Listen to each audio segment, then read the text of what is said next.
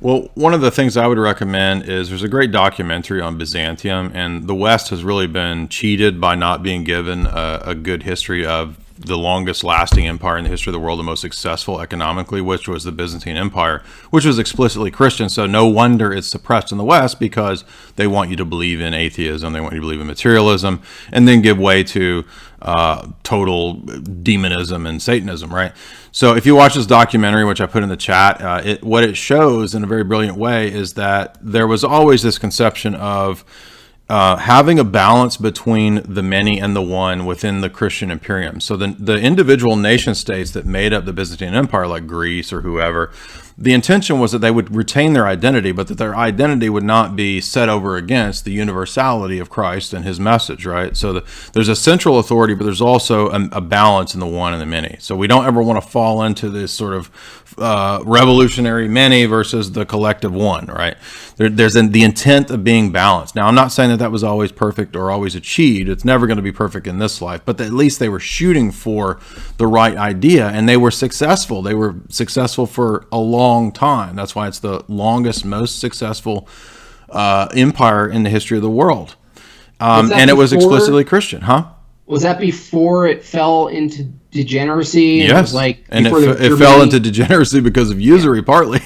Yeah, and that documentary actually discusses all that. It's a really good documentary. But the reason you made me think of it was you were talking about this idea of we want to be able to have common ideas amongst cultures, but at the same time, cultures do have a right to continue to be who they are, and it's actually a very great disservice to try to have those cultures destroyed. And the irony in this, get this, here's the crazy part, is that if you trace this historically, back when you had both in the East and the West, I mean, there was Roman Catholic, sort of Holy Roman Empire, and then in the West, and in the East, there was the Byzantine Empire.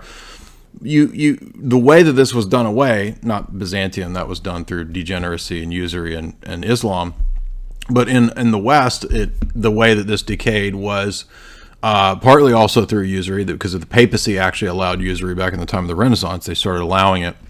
That's part of it. But what happened was, when the revolutionaries came along, this is pretty amazing.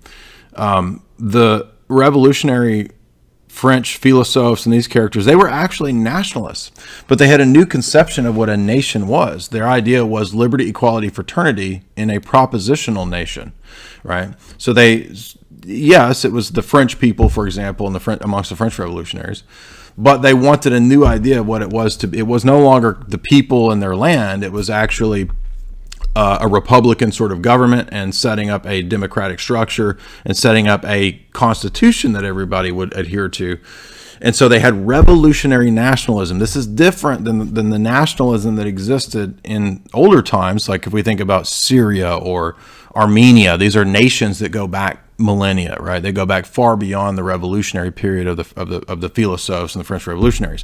So we get a new idea, what's called revolutionary nationalism, and it was promoted by the merchant class, by the bankers, and by the money people, right? And they did that because they wanted to be free from tariffs so that they could bring in cheap products and that they could make more money. And the damn king's tariffs, which actually protected the nation, the people, that had to go so that you could have the preeminence of the dollar, of money. I mean, it wasn't the dollar, but anyway, long story short, so they broke down the existing imperial structures, they set up revolutionary nationalism, and guess what happens after a few centuries of revolutionary nationalism?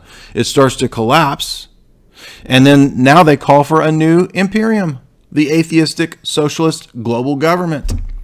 So there's an actual kind of cycle of alchemical inversion, you could say, to the political process itself, where now they want to bring back the imperium to get rid of the revolutionary nationalism. Now, the solution to this is that nation states are good. They go back to the beginning of time.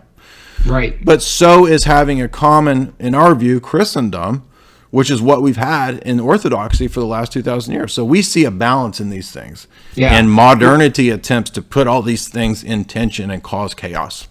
Yeah, and we're at a disadvantage in the States because we're so young and so diverse. The combination of not having, you go to Italy or any of those countries, and you go into a wine bar and it's connected to a 2,000-year-old building. Yeah, it's right in your face how old. The fact that the Trevi Fountain doesn't get hit with a rock, in other words, it wouldn't last a week here. Like if we just put that somewhere.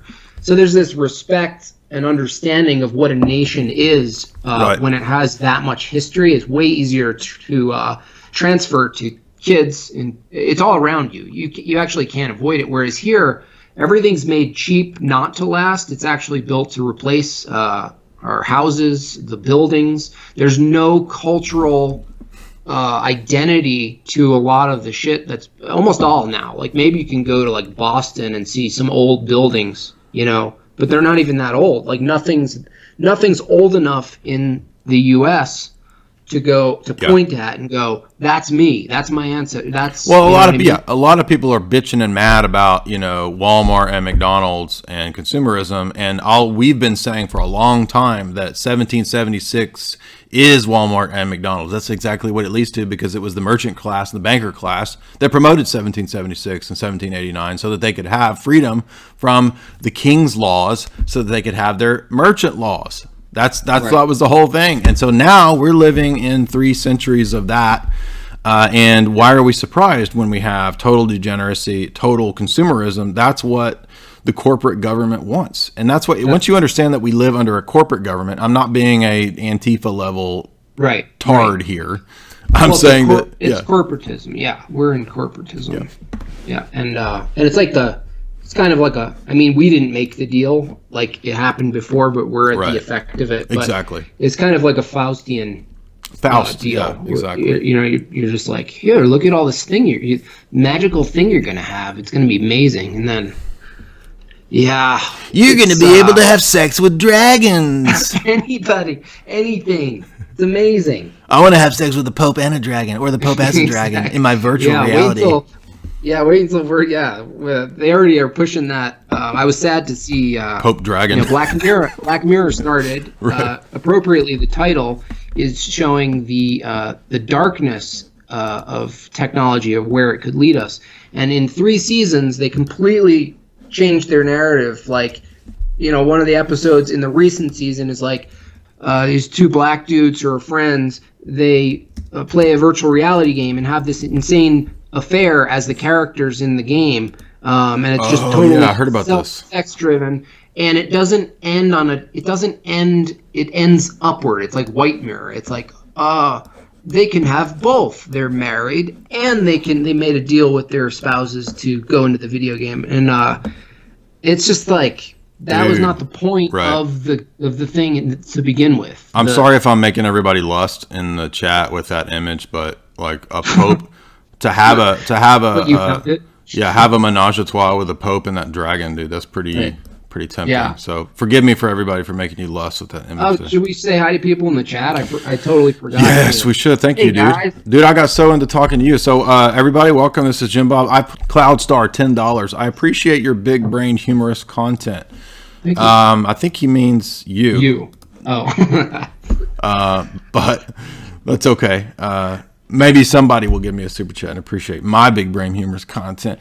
Atheist Chaplain, SEK 100. I never know what are these SEK denominations? Sex coins? What is a sec coin? I don't know. But I thank you for those 100 secs, whatever they are.